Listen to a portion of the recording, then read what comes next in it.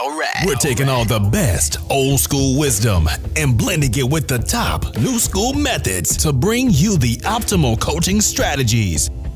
This is the 80-20 Baseball Podcast with Coach Bo.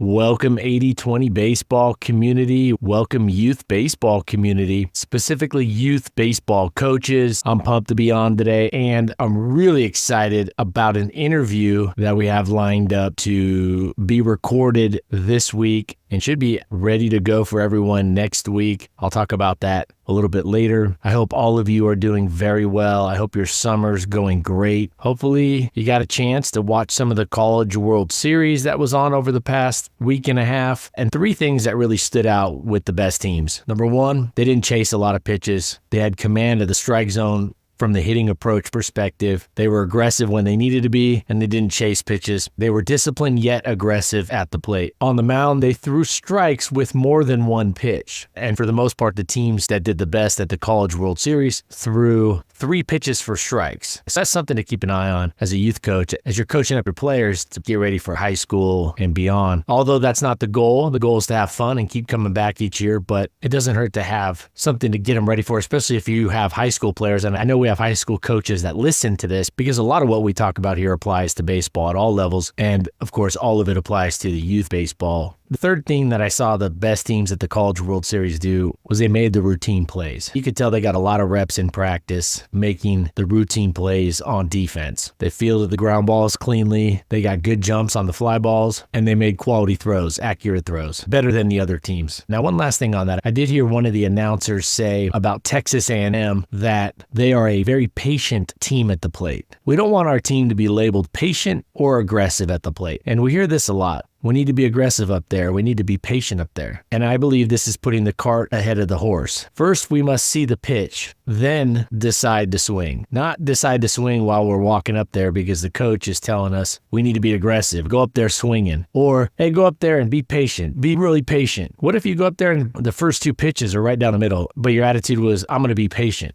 Well, now you're with 2 strikes and you're at the mercy of the pitcher and the umpire. Or if you go up there aggressive and at the youth baseball level, you get those wild pitchers, and it's never too early to get our hitters to buy in to the fact that earning a walk is a successful at-bat. We're not going up there looking to walk. That's just a byproduct of a good approach. So the announcer said, Texas A&M is really patient at the plate. They're very patient. But if you watch closely, they're not patient at the plate when the pitcher throws a pitch in their hitting zone or any pitch near the strike zone with 2 strikes. They were swinging at all those pitches, but I consider that just a combination of discipline and aggressiveness. And this ties into a topic, a tip, a way to assess our hitters more effectively, to assess their readiness, their preparedness. This is a topic we'll hit on next week. And if the interview is ready to rock, then I'll slide it in at the beginning, and then we'll dive into the interview and go from there. It makes me think of the article on the 8020baseball.com, on the 8020 baseball website, 8020baseball.com, and it's titled, Hear Less, See More. And all of you that are open-minded, if you've read that article, if you go and read it, you're going to get where I'm coming from with that.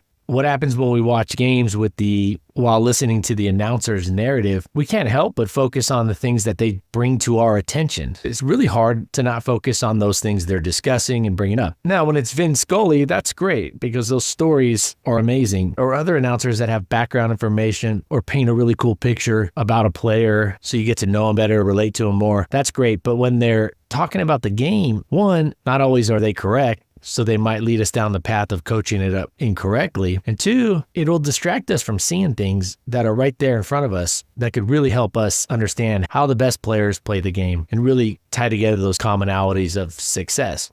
Sit down with your kid when you're watching a game, turn off the volume for a couple innings. If anything, it'll give you a chance to talk and visit a little more. All right, if you haven't already, go grab that drill design guide. It's free. It's a free 21-page PDF. The Drill Design Guide 3.0. It's on its 3rd update. It is free. Go over to 8020baseball.com, grab that, and get a much better understanding of the ingredients, of the components that are needed to design great drills. It's right there on the top of the homepage. Now, I want to hit on one main thing today, this week's episode, and that is playing the game the right way. Playing the game the right way. We hear this a lot, or if you're around baseball, a lot, or if you've been around it a lot, you've surely heard that phrase many a times. Play the game the right way. We need to play the game the right way. He's playing the game the right way. They play the game the right way. I was talking to a friend of mine last week for about an hour on the phone. He's a coach, a longtime coach, and he started talking about how the team he coaches plays the game the right way, and the coach that he works with coaches up the game the right way. And I've been thinking about this for years because I hear it a lot, and I believe there's an error when it comes to categorizing different components of coaching up the game and coaching it the right way and having our players play it the right way. And I'll talk about that and why it's important. It's very important as coaches. If we want to be the best version that we can be of ourselves as coaches, we got to be careful of going down the wrong path of trying to play the game the right way. I'm going to add specificity here so we have a big understanding of why I see the laundry list of things that happen in a game that come up that get addressed as playing the game the right way. And we're going to talk about why there's actually two different categories. And the first list fits perfectly with the play the game the right way, and which I think is spot on when it is referred to in this manner. And then there's a list of things that get lumped together with the first list. So I'm going to talk about a second list of things that happen in a game, practice, that get lumped together erroneously, in my opinion, into that play the game the right way, or this is how the game is played the right way, the correct way. And I'll talk about that. I'll break it down, because if we don't understand that and we're trying to coach the game the right way, it's going to lead us down the wrong path. I want to add clarity so we can clearly see the difference between the two lists. So when we hear the phrase play the game the right way, or they play the game the right way, or that's playing the game the right way, here's the list of things that, in my opinion, fit perfectly under that umbrella. Number one, hustle. Play the game the right way, you hustle. Hard 60s, hard 70s, hard 80s, hard 90s. Running the bases hard. Getting out of the box hard. Hustling. Diving for balls when possible. Diving for ground balls, fly balls when possible and when necessary. Hustling on and off the field. Our players should be running on and off the field no less than 75% speed. Does it need to be a full sprint? When I was in high school, our high school teams, we did a full sprint. I don't think it has to be a full sprint, but it shouldn't be less than 75% on and off the field. We're hustling. It's not a jog. It's not even a medium jog. It's a hard jog, a fast jog on and off the field between innings. So hustle, absolutely at the top of the list of playing the game the right way. Running hard on the bases. Running out ground balls hard. Diving for balls. Hustling on and off the field between innings. If not a full sprint, very close to a full sprint. You could break that down into practice. Hustling around during practice. No walking around during practice. At practice, players should not be walking to the next thing. If they're pacing around the front of the dugout during a water break, that's fine. But they should be minimum 50% speed at practice from one station to the next, one drill to the next, one activity to the next. So hustle at the very top. Picking up teammates. Here's a small one, but a big one. Playing the game the right way. Picking up teammates. One of the teammates is on the base path when the third out is made. Somebody should bring them their hat and glove. Somebody should run it out to them on their way out to defense. Picking up teammates. I saw a video, and I'm sure some of you have seen this video. The catcher is coming off the field, but he's the first batter up in the next inning. He's the first hitter up, so he's got to get his gear off really quick, and he comes over, and his teammates run out, and they do a NASCAR F1 pit crew move, and that is two teammates slide down on their knees and unbuckle, unhook, remove the shin guards, the leg gear, the shin gear, and they slide down and they remove them. And one does one side, one does the other. Then somebody comes behind the back, pops off the chest protector, unbuckles the chest protector, pulls it up and over.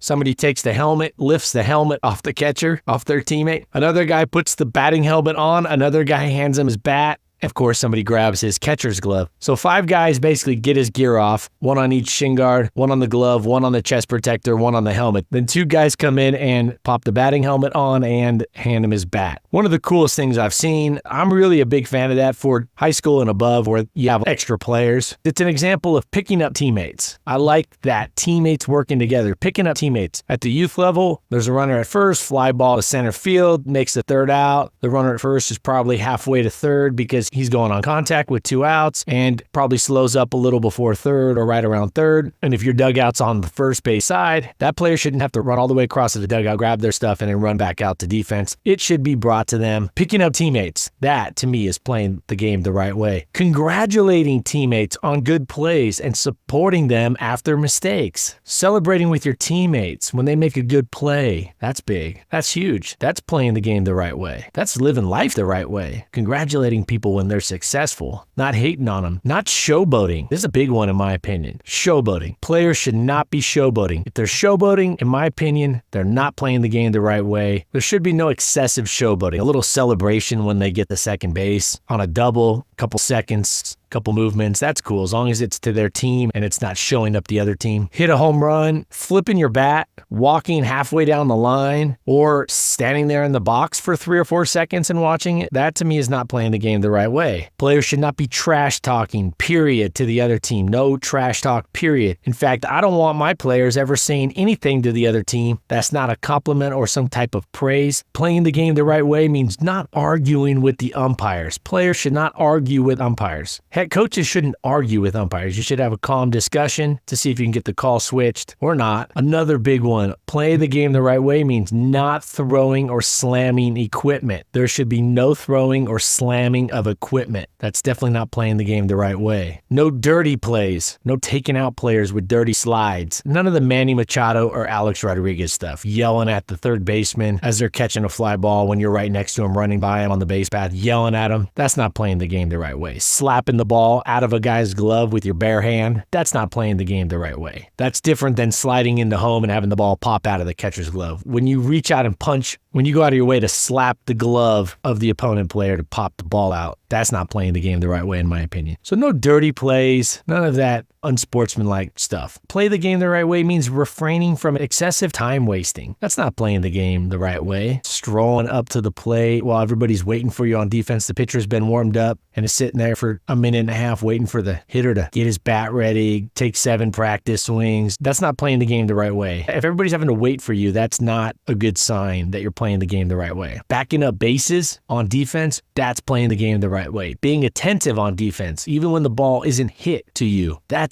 playing the game the right way. And a big favorite of mine, leaving the dugout cleaner than you found it. To me, that's playing the game the right way. I know that's not playing the game. In fact, this would be after the game, but this to me is playing the game the right way, doing it the right way. Leave the dugout cleaner than you found it. Now you might be thinking, Coach Bo, I like the list, but where is the mistake made? Because I think we would all agree when you hear these that for the most part, these are things we would agree with in terms of playing the game the right way or not playing the game the right way. You might be thinking, well, where's the error made on this topic? And like I said earlier, I believe there are things that get erroneously lumped in with the aforementioned list. And a common theme of the things that get erroneously or lumped in by error with that previous list of hustle, playing the game, no showboating, not trash talking, not slamming equipment, not playing dirty, not making everybody wait on you, leaving the dugout clean, backing up bases, hustling hard out of the box. A common theme of those things that get commonly lumped in with that list that shouldn't, in my opinion, be in that list falls under the umbrella of game strategies, not character, effort, respect, attitude. These are game strategies. And this is where I see a lot of game announcers, coaches go off the tracks here and go down the wrong path when they talk about the game strategies and playing the game the right way. When I hear a coach say that's playing the game the right way, after a team executes a certain play, a strategy, the first thing I think to myself is we could change the phrase they're playing the game the right way to they're playing the game the way I think it should be played. A big difference between that previous list and the list that I'll talk about here, it's much more likely that the list I previously talked about, hustling, not trash talking, not showboating, not slamming equipment, etc., that list, it would be much more likely there's a consensus on agreement, unanimous agreement on those. When it comes to in-game strategies, there's going to be a wider variety of takes, of thoughts, opinions. So the biggest difference I see with this next list that gets lumped in just automatically with the previous list of things that we would consider a team or players playing the game the right way is that these are game strategies. And when I hear a coach say they're playing the game the right way and it's a strategy-based example, I often believe what they mean is that's how I think the game should be played. That's how I would have my hitter do that, my pitcher do that. That's how I would have my catcher do X, Y, or Z. And so why I think there's a big error here is because I hear a lot of coaches, announcers, people in the baseball world talking about playing the game the right way, and they mention an example such as hitting the ball the other way a lot. They play the game the right way. They hit the ball the other way a lot. Okay, great. But what happens when the other team is throwing a soft toss and junk ball pitcher who's throwing a bunch of looping curveballs or fastballs that look like a slow changeup? Or you got a pitcher that's throwing inside a lot If you're telling your team, or if your MO is playing the game the right way includes hitting the ball the other way a lot, good luck trying to do that successfully off really slow pitchers or pitchers that pound the inside part of the plate. Can hitters go the other way when there's a slow pitcher on the mound or when a pitcher's busting them in a lot? Yeah, they can, but more often than not, they're going to hit the ball to the pull side. Now, that might be left center gap for a righty, right center gap for a lefty. It may not necessarily be pulled down the lines or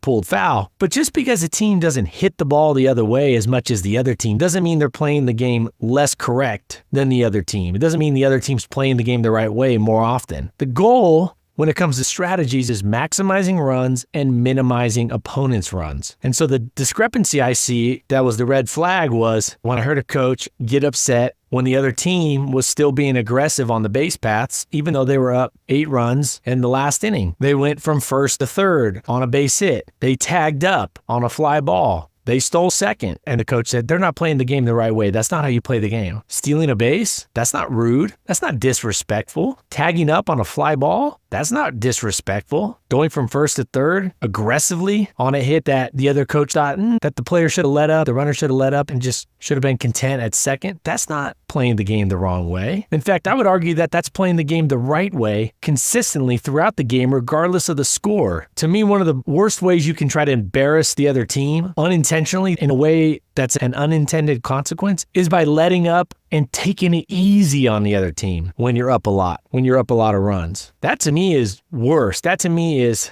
going to make them feel like more of a chump.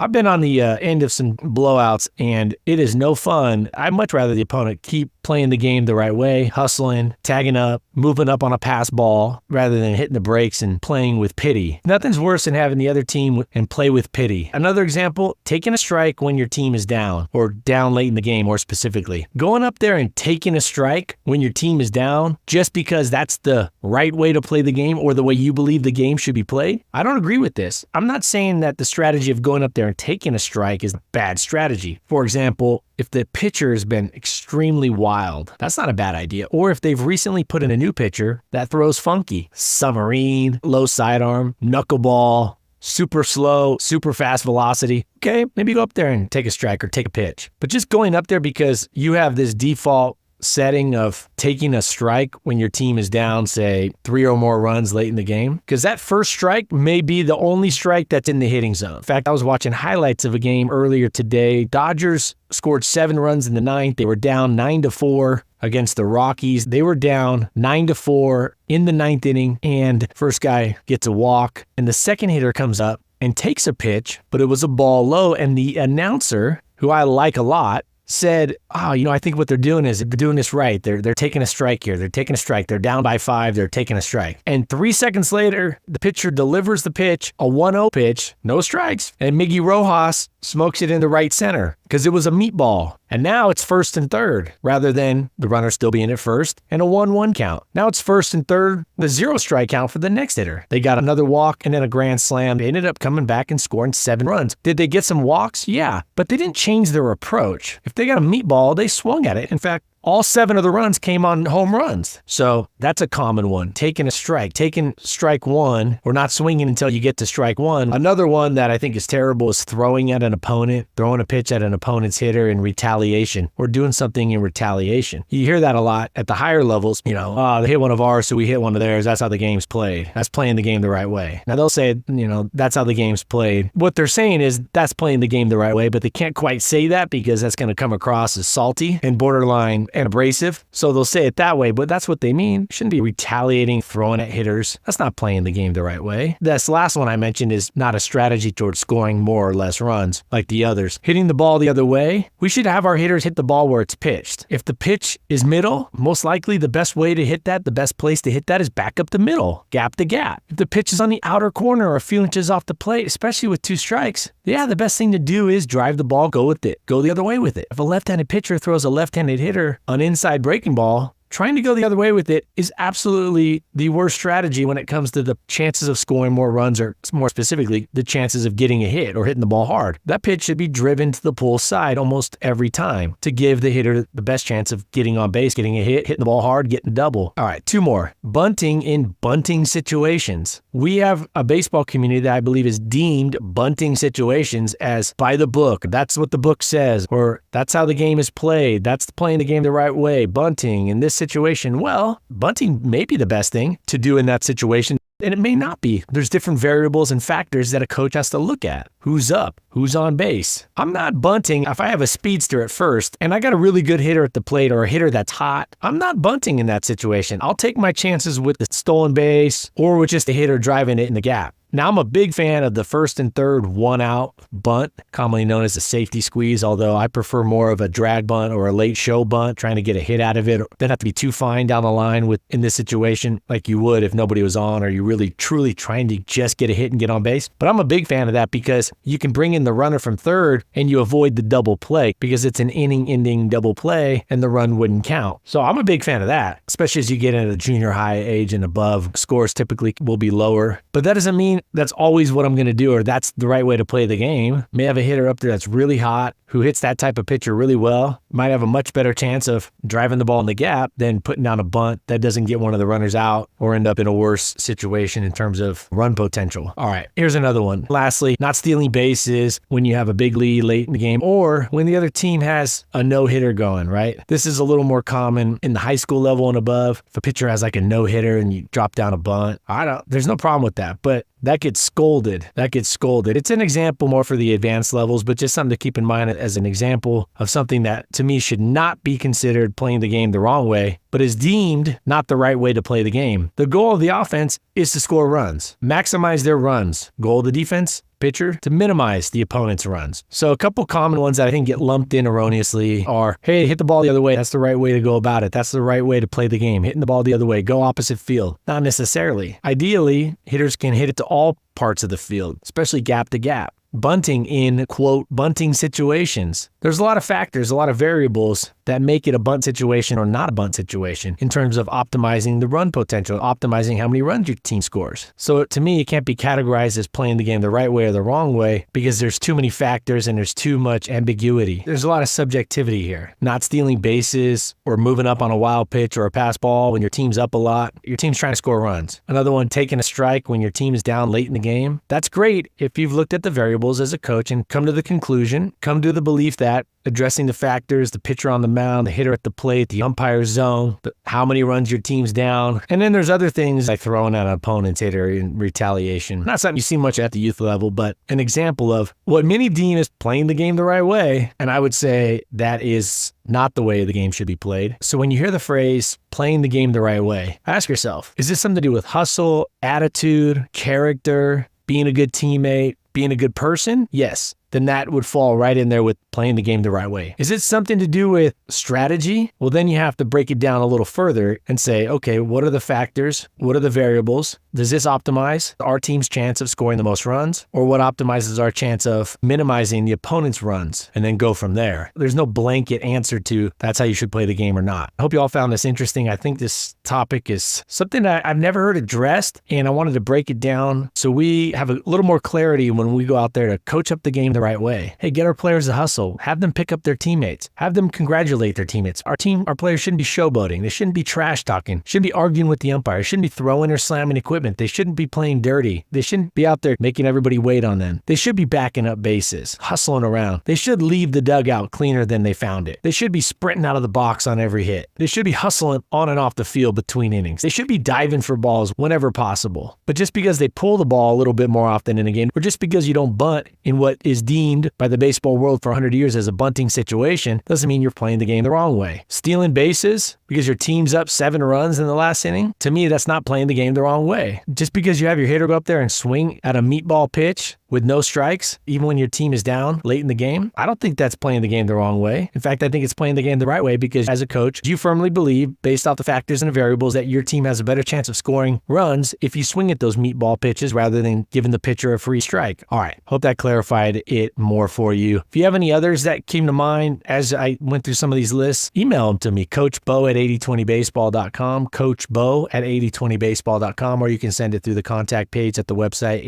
8020baseball.com. Next week, like I said, I'm lining up an interview with a coach who I believe has won more state championships than any baseball coach in Idaho State history. A Hall of Fame coach, one of the very few high school coaches that's a Hall of Fame coach, a coach that I've been told is an old school coach that connects very well with players. I hear that, and that's music to my ears. And that is a solid, great recipe to have as a coach, heck, as a parent. And so I'm excited. That should be lined up and ready to go, at least part one next week. As always, the conversation will be steered towards all of you coaching at the youth baseball level. Even though it's a high school coach, I'm going to have it steered and directed so it specifically helps all of us in the youth baseball community. And also next week, I'll share a tip that we've never talked about on this podcast before. In fact, it popped in my mind just recently. I became excited to share this with all of you as a specific way to assess if our hitters are ready to hit, if they have a good balance of disciplined aggressiveness or controlled aggressiveness. So there's some specific things we can see them do that gives us quick feedback, that gives them quick and accurate feedback to know if their hitting approach is in a better place, is more dialed in than not. So we'll talk about that next week. I'm excited to share that with you. The best thing you can do to help give back to this podcast, all of you that are getting stuff out of this, leave a quick review and share with a friend. There's no advertisements on here. I turned down about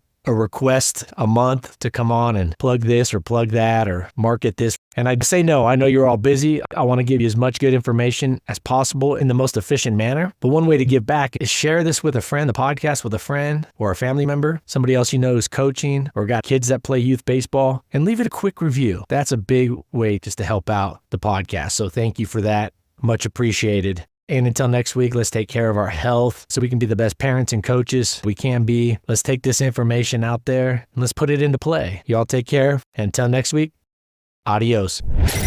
This has been the 80-20 Baseball Masterclass. Take it to the field.